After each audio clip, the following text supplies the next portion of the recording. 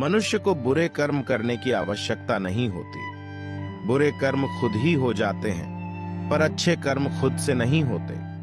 मनुष्य को अच्छे कर्म स्वयं अपनी इच्छा से करने पड़ते हैं, तभी उसका जीवन सफल हो पाता है। यदि लोग कहते हैं कि यह असंभव है, तो याद रखें कि यह उनके लिए असंभव है, आपके लिए नहीं। आपका लक्ष्य अंदर से इतना मजबूत होना चाहिए कि बाहर एक भी ऐसी चीज न हो जो आपकी अनुमति के बिना आपकी आंतरिक शांति और खुशी को प्रभावित कर सके।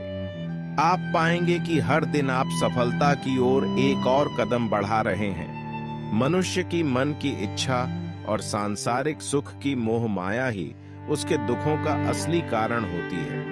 मनुष्य इस बात को नहीं समझता कि वह इस संसार में खाली हाथ आया था और उसे इस संसार से खाली हाथ ही जाना है।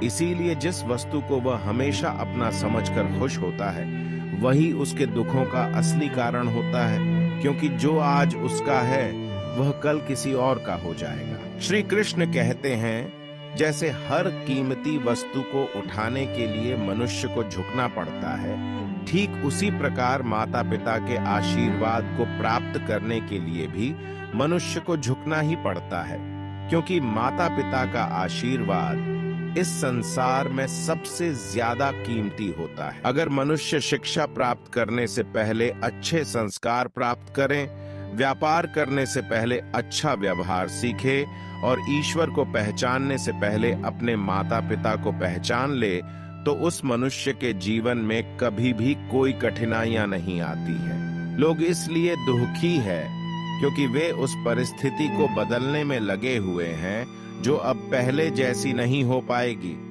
हर परिस्थिति को बदल पाना आपके बस में नहीं है, इसलिए उससे लड़े नहीं बल्कि स्वीकार करके आगे बढ़े। श्री कृष्ण कहते हैं कि जो मनुष्य शोक के योग्य नहीं होता, उसके बारे में शोक करके हमें कुछ प्राप्त नहीं होगा। श्रेष्ठ और बुद्धिमान मनुष्य वही होता है जो जीवित और मृत व्यक्तियों के लिए शोक नहीं करता।